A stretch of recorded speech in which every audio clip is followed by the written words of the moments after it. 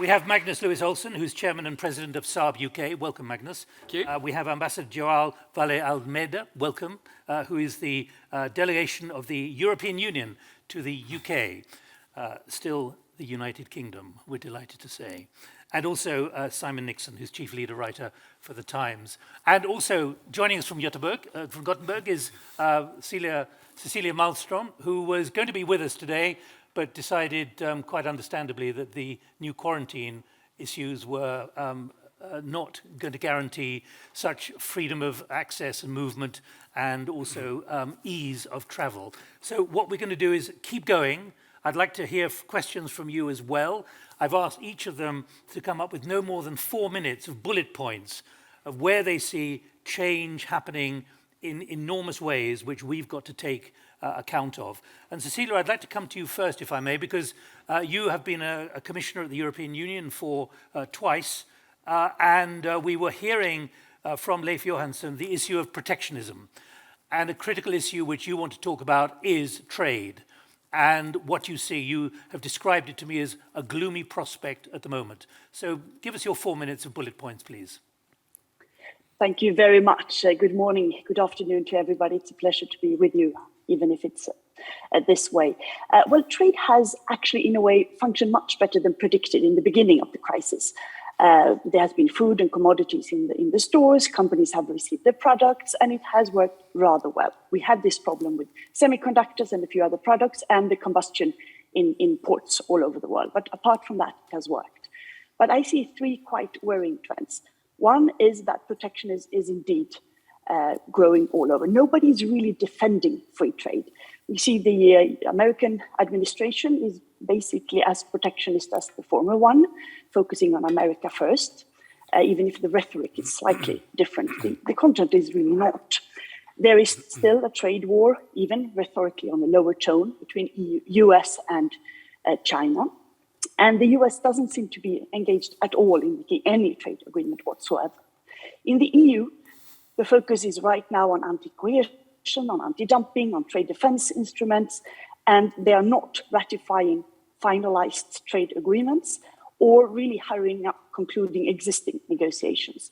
And if you look at the new German coalition program, but also in the French upcoming program for the presidency and the presidential elections, we see more protectionism coming. And this is indeed worrying for countries such as Sweden and UK, but for the world as a whole.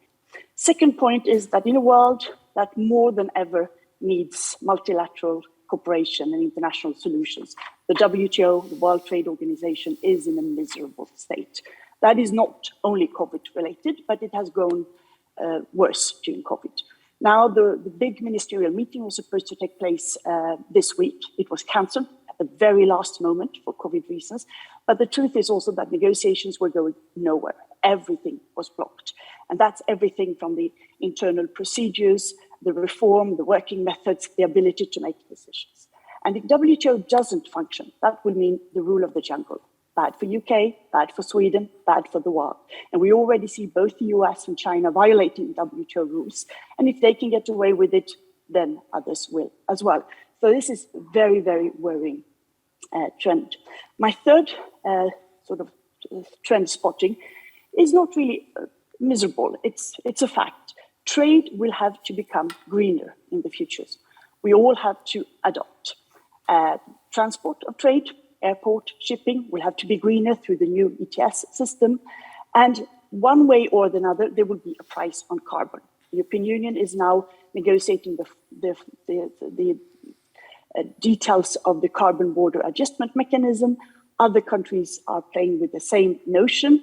We must avoid trade tensions in this because we all want the same goal, but business needs to adopt. The good news is that lots of things are happening in the business world, and that is really positive because customers, clients, citizens are demanding that business become much more transparent and progressive in their carbon footprint. The bad news is that it's going too slowly. So these are three trends that I wanted to throw out for the discussion, and thank you again for inviting. Thank you, Cecilia. Simon, can you pick up on that? Because you've been writing about this, particularly earlier in the year, about these geopolitical trends and where we are, and summarized, really, if I may put it again, by the MI6 head, who came out of the shadows to show himself, but talk very openly about it as these new tectonic plates shifting. Yes. Well, I like Cecilia, I'm also rather gloomy about the outlook for globalization. And in fact, I think we should really think that we're in an era of deglobalization. And I would point to some trends too. I mean, obviously, on the one level, we have the current situation in the global economy with supply chain shortages, labor shortages.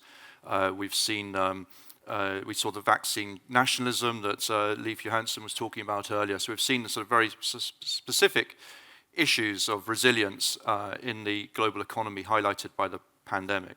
But I think that the second trend I would point to, I think this is where Richard Moore, the chief of MI6, was pointing the other day, is that actually what we've discovered in the last few years is that globalization itself has become a source of tension and risk. And that's something that governments are forced to respond to. There's a very good book that I would recommend by Mark Leonard from the European Council of Foreign Relations called The Age of Unpeace the other day, which I think addresses this very well about the ways in which globalization becomes a source of risk. So a few years ago that we all thought, for example, that the internet would be a source of spreading peace and prosperity around the world. But suddenly we're looking at it as a source of instability in the world, whether that's through the spread of fake news, whether it's through cyber theft, or whether it's through technology technology nationalism. And I think and that was what Richard Moore was speaking about the other day, talking about data theft and China's role in capturing data as a source of tension. So suddenly the internet is no longer an unalloyed good for the world. It's become a source of potential risk. Look at finance. Global finance was seen as a great source of stability in the world. It was going to, spreading capital around the world, helping emerging countries become wealthy. That's been one of the extraordinary achievements since the end of the Cold War. But if you look at finance today, it's been weaponized. So the first tool that the Western world goes to when against its adversaries is sanctions or trade wars. So suddenly finance has become a source of instability in the world. And so therefore you see, for example, China putting a lot of attention into trying to create its own digital yuan to try and circumvent the Western financial system. Migration was a great source of economic power and strength in the era of globalization. Suddenly again we see people being weaponized, whether it's on the border of Belarus or we see it as a source of tension between Britain and France. So governments have to respond to, having to respond to globalization. I think that's driving an era of deglobalization. It's forcing people to start thinking about self-sufficiency, what used to be called autarky, or is called autarky. People having to become more autarkic, and it's forcing businesses too to have to rethink their business models. So we're moving from an era of globalization to deglobalization. Decoupling, I think, is now essentially a trend that is now in force around the world. That creates its own instabilities, and we might want to talk about that later in the conversation, but I think that what we have right now is an extremely unstable, fragmented world, and a world that's only going to become more fragmented. I think these trends are now increasingly hard to stop. People being weaponized.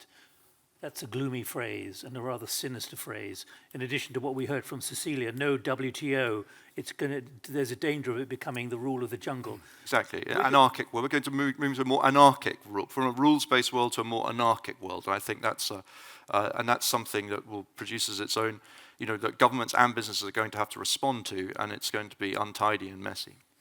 Just before João and Magnus speak, can I just tell you that I'd like to come to you in a moment after we've heard the next two interventions. We're going to be in this panel until about 10 to the hour, so we've got time for questions. You can either send it to me on Slido and give me your name if you can, or a hand can go up as well, and you can those with the microphones can help me identify you in the light. Magnus, let me come to you next, if I may, as Chairman and President of Saab UK. What are you seeing? I mean, you used to fly a plane yourself. If you were looking over the horizon, a warplane, I should say. What would you be seeing, and what are you actually telling the board of Saab? Well, I think one of the things that, and I would try to connect to what has been said before, the speed of change, that's one of the discussions we're having here. And I think many of us, when we think about China, think about, men on bicycles, etc., and funny shirts. A lot of things have happened during 20 years that surprised us, and why would that matter to us here? I mean, we're in Europe, but China uses its influence all over. And the thing that happened a couple of weeks ago, and of course that's close to heart because I represent the defense industry and aviation, etc., when China suddenly launched a hypersonic missile, which is something that only the US have really done before. Did you know they were developing it? No. And not only were everyone, I think it was to the point where the national security officer in the US, he volunteered to resign because no one knew about it. But it got even worse a couple of weeks later when it was obvious that not only did they have a hypersonic missile, they had fired another missile from it whilst in flight. And some of you who don't work in this area probably don't think that's anything particular, but for me who's worked with aircraft and flutter and stores and things that if you drop something from an aircraft, you have to see that it doesn't hit the aircraft, it doesn't break. It's a technology here that is astounding, and that's just happened over 20 years. And why do we have to worry about it? Because it proliferates. You will meet this technology everywhere. And I think that China has a way of focusing its energy and focusing its, a bit like during the pandemic, like we heard Leif Johansson talked about AstraZeneca and the vaccine. But China, they will put a couple of million people at it. They don't have any commercial. It's just, and right now, if you look at the trends of defense spending, they're spending a tremendous amount in China.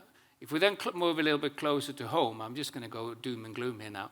But in Europe, we had the pandemic. It was a black swan event. And one might think that there are not many of those in sort of in the defense side. But I think if you sit in northeastern Ukraine, which is almost sort of Europe, and they don't sleep well at night. They got 100,000 Russian soldiers just on the other side of the border. And their fear is, I think, existential.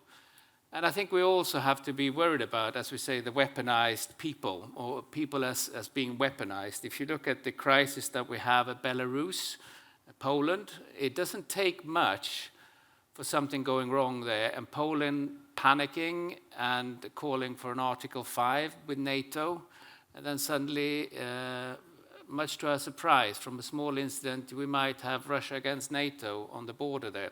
Not saying that's going to happen. It's probably even darker than a black swan. But there are challenges, and there are things in our neighborhood that we need to keep our eye on. And just as we now try to gear up politically for how to handle a new pandemic, I suppose that a war in our neighborhood, or even worse, in our own country, is something where that needs a response which is even quicker than a pandemic, and you need political coherence. So I think that's something to think about as well. Just before I go to João, what about the definition? You are a defense company, but actually it's as much about security now, which is national domestic security. Yeah. And COVID has tested that as well. So do we have to redefine our understanding of defense and security? Definitely. I mean, we see a number of years ago, a defense company made weapons. Today, the defense companies are looking into AI, cyber, all kinds of resilience. We all love our internet, or as Simon said, there are challenges with it, and there are definite challenges with internet. And next step comes with the Internet of Things and the risk that imposes when suddenly you're not being lied to, you're being spoofed. So it's almost true. And your fridge is almost minus 18 degrees, but it happens to be 14. But it looks, that was an example, but you never know in the future. So yes, our industry are looking into cyber, AI, all kinds of machine learning as well. João, you're representing 750 million people. The aim is to protect Western values. They're under stress at the moment. So what is your definition of the way the world order is moving? Good morning, first of all. Good to see you all. Good to see Cecilia again, even from remotely. I'm very happy to be here for many reasons. One of them is that I hope I won't get questions on Brexit. And you move me away, for at least for half an hour from my major fight. Maybe a couple of comments. You're tempting me, though. No. Don't be tempted. A couple of comments, maybe. On this kind of discussions, I think, and I speak against myself, we have to avoid what I would call the premature historian syndrome.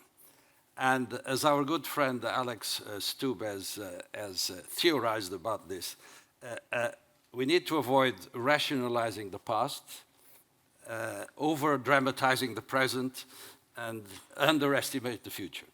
But I think the main risk is that sometimes we tend to over-dramatize the present.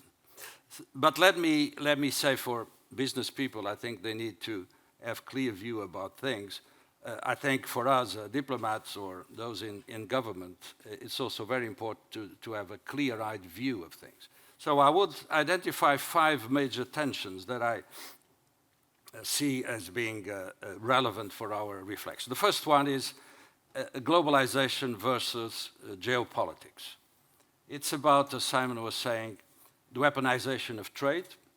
I happened to be ambassador in the US when we tried to have what we called at the time a transatlantic trade and investment partnership. Cecilia knows something about that. It failed. And it was a huge missed opportunity. Why did it fail? Because it was weaponized.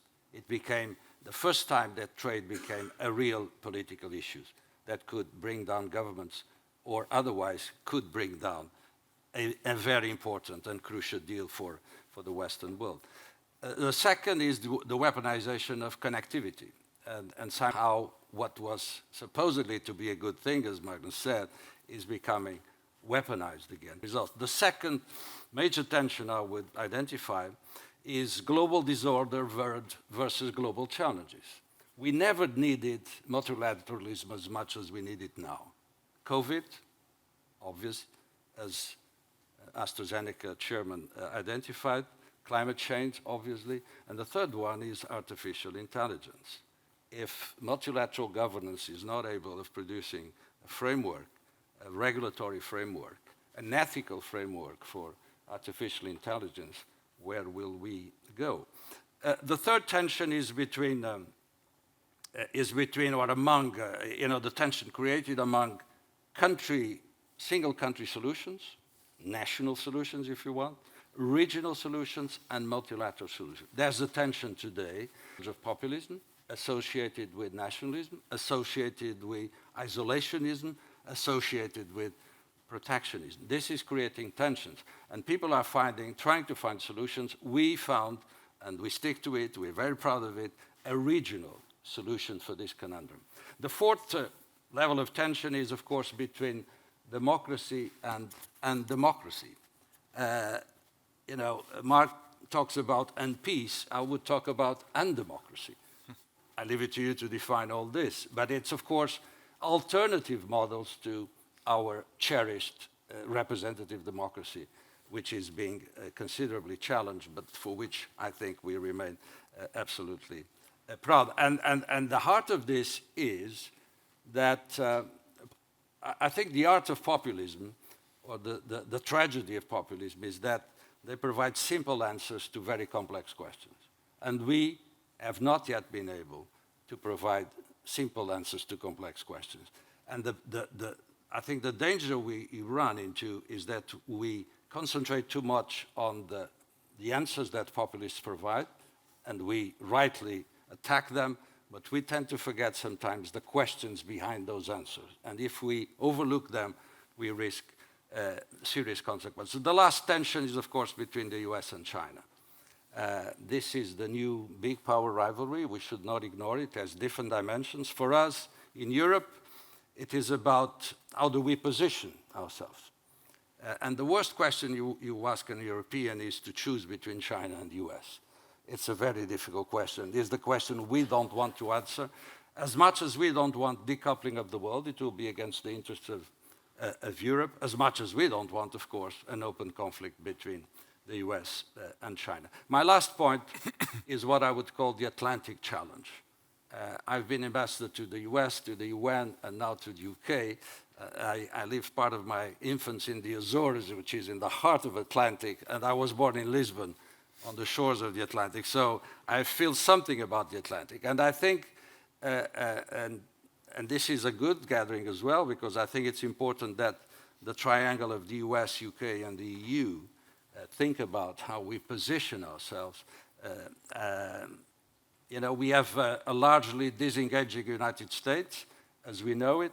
We have global Britain. We're still about to see what that represents clearly. And we have a European Union, which is under a number of challenges, but has an enormous potential. How do these three components link together to address what I would call the Atlantic challenge or the Atlantic conundrum facing all these tensions around the world? Thank you very much. Atlantic conundrum, wow. Okay, who'd like to come in?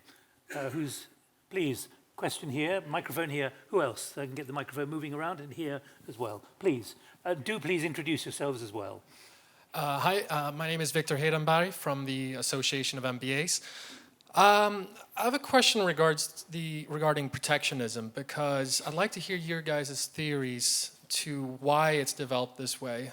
Because the government, of course, if you look at the US, even European Union, there are governments that are being a little bit more protectionistic, and they are a result of the people, of course, who voted for them. There seems to be a growing amount of people who feel a little bit singled out somehow from the globalization. Whether it is or not, I don't know. But why do you guys think there is this drive towards more what we call populist or more nationalistic moves and tendencies? Right, thanks. Cecilia, I hope you were able to hear that.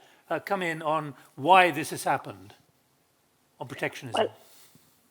Well, it's hard to find one simple explanation to that, of course.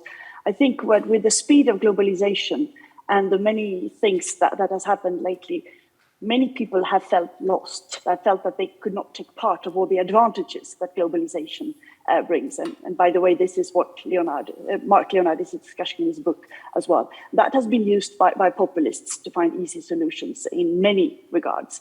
And one of the sort of blames have gone to trade, say that it's the fault of trade. Trade is creating unemployment. Trade is causing your factory to close down. Trade is causing, that you're questioning whether materials or goods or food from other countries threaten your job or your health or the environment.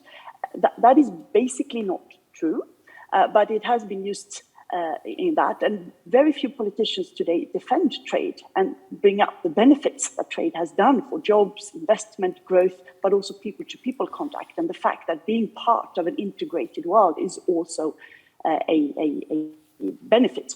And I think that has contributed to in the fact that some countries, China, but not only, are not playing by the rule book. There are global rules.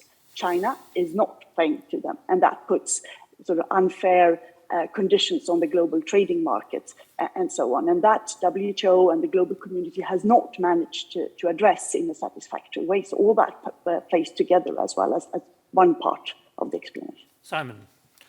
Well, I wouldn't want to overplay protectionism, formal protectionism as we understand it. That seems to me that there have been, actually in many ways, it has been the dog that hasn't barked over the last decade or so. There have been two great episodes of protectionism in the last decade.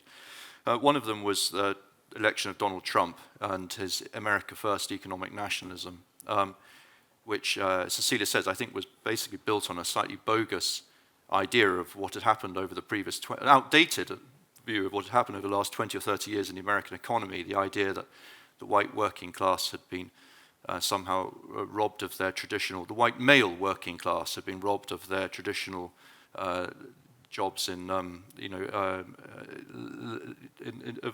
hard labor or whatever. But and I say I don't think that was the case. I think that actually, if you look statistically, America had done very well out of trade and created millions of jobs. Up on that protectionism issue, because it's not quite the same question, but it is about alliances. When you look at what you're dealing with say Turkey, which is a member of the NATO alliance, but is selling weapons to Russia, and using drones in Nagorno-Karabakh against Russian forces on behalf of Azerbaijan.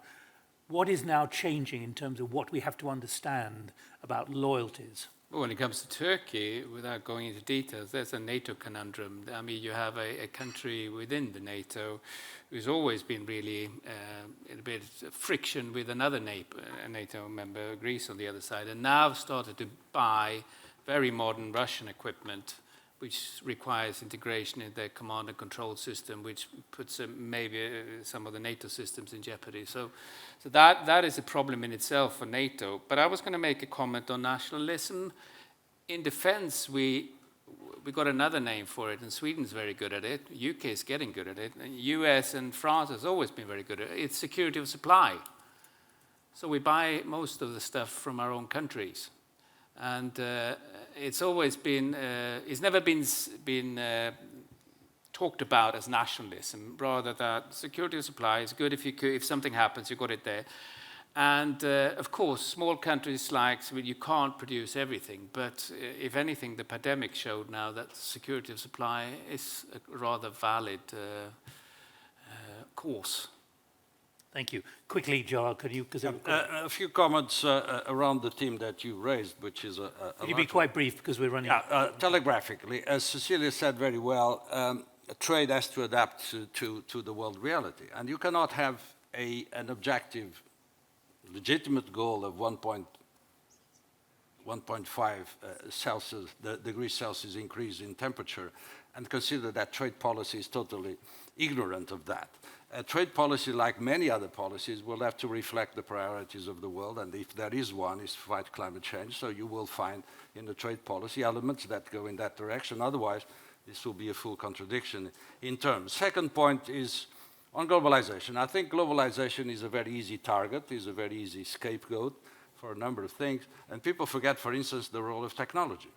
And what happened in the last 20 years or so is the combination of globalization and technology creating or taking away jobs, creating many jobs, but not in the regions where it destroyed. And this mismatch between job creation and job destruction cannot be addressed by globalization itself, needs to be addressed by national or regional authorities with corrective mechanisms to the effect of globalization, because otherwise we take the risk of throwing the baby with the bathwater. We like very much this baby. We like very much open markets and open societies, not to throw it with the bathwater, which is basically about addressing the downsides of globalization, largely at national and regional level, make the rules work, and it has been said that some of the players are not playing by the book. We need a strong WTO. One of the major priorities today is to reform WTO, so it's a pity that they couldn't meet, but this is clearly an area in which we have to go, because otherwise, if we throw the baby with the bathwater, what is left? Nkosi, the WTO has got a formidable job as new Director General. I'm going to come to you, but let me just tell you what are the other kind of questions going around at the moment. How hopeful are the panelists of this trend towards more anarchy being stopped or improved? Are there any trends to be optimistic about? What might the panel see as the triggers and actions that may change the deglobalization, protectionism trends we see developing? I leave you to think about that, please. Hi, my name is Maria. I work at Flink Global, which is a political advisory firm. I wanted to just ask two questions on China. So, do you think how or should the West prioritize improving relations with China, or do you think we'll see more decoupling? And if we see more decoupling, what do you think the impact will be on businesses, their supply chains, and how do you think governments can mitigate these risks? Yeah, obviously I'm gloomy. This one too.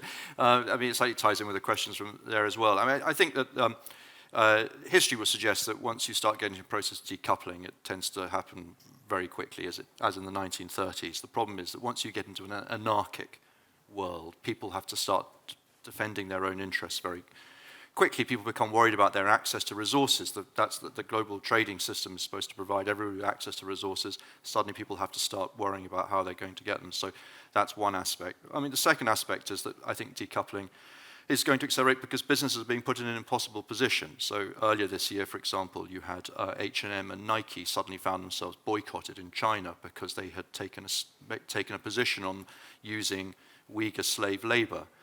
They were under huge pressure from their customers in the West to take a position, but that created problems for them in one of their biggest markets. That's a difficulty that all businesses doing business in China must face. Then there are all the businesses that are in Hong Kong. 2 or 3 years ago, it would never have occurred to them that Hong Kong wouldn't be the main gateway to China. Suddenly, China's Hong Kong status as a financial center is very much up in the air, and I would say very unlikely to survive as an international financial center. So, I think that that the process of decoupling is clearly, I think, is going to be hard to stop. I don't think there's anything that can stop that process now. You've got two systems colliding. Richard Moore's intervention the other day was very significant, I thought, essentially appealing to allies to decouple in a rather British way as opposed to a Trumpian way.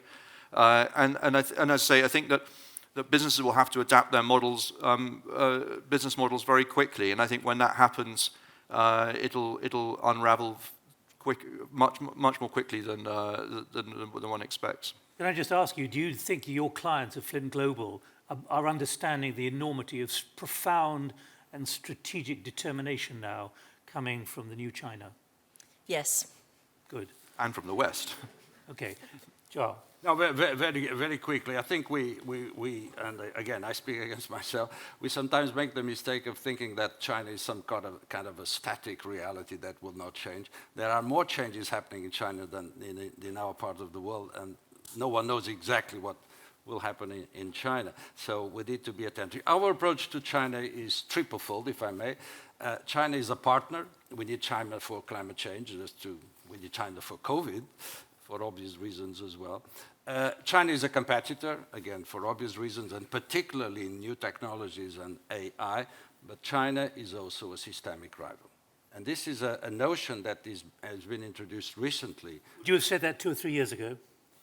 We said it a couple of years ago, and we were the only ones, the first ones to say that. We see that now that this has been accepted as the common wisdom on the way you deal with China. So it's a very complex reality, coming back to your question, very complex reality. Europe has a peculiar place and a peculiar role in this relationship. That's why it's so important for us. On the optimism side, and I'm not gloomy, even if I'm dealing with Brexit. And I believe in our democracies, and I believe in our principles, and I believe in our values. And I think at the end of the day, it will be a long day maybe, but at the end of the day, we will prevail, and we have to stick to it, and we have to have even higher levels of confidence and trust in our systems. And that's where I sometimes feel that the opponents are more vocal than the proponents. And this is maybe something that with the help of business we can all try to change. But there are those who say that China is really in a subversive mode at the moment when it comes to many, many national governments. And I can see Cecilia nodding agreement, I think, with that. Did you, Cecilia?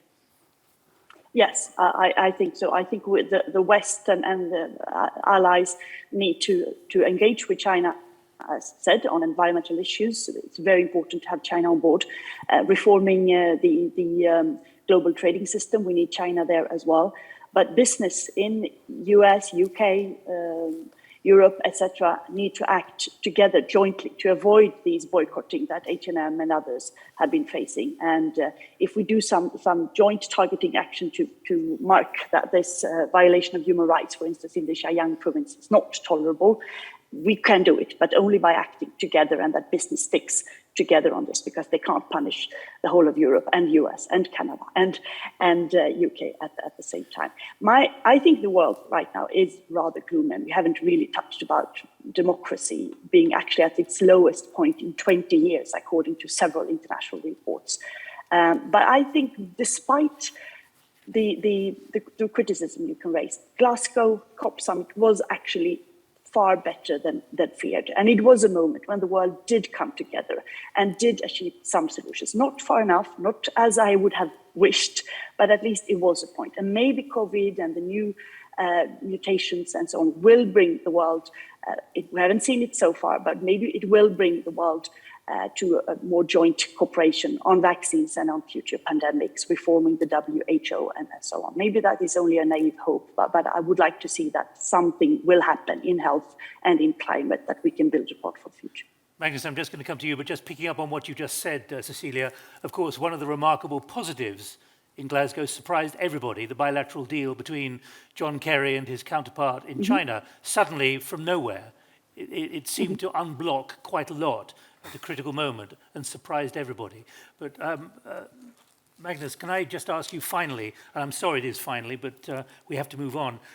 When you look at the strategic map, the charts around the world, do you think that business fully understands, which is why I asked the question to Flint Global, do you think business really grips the enormity of what is happening, particularly led by China and Russia? I was party to a discussion about the Arctic Treaty and the determination along the new seaway up in the north. Yeah. No, I think you're right. I don't think business are truly aware yet. I think it's a path down which we have to walk. And I mean, I don't know about China's, China policy. I know about the defense industry. I know how strong they're becoming, and Russia, the strength of that. And at the same time, we see Europe talking about strategic autonomy, which I think might be not enough.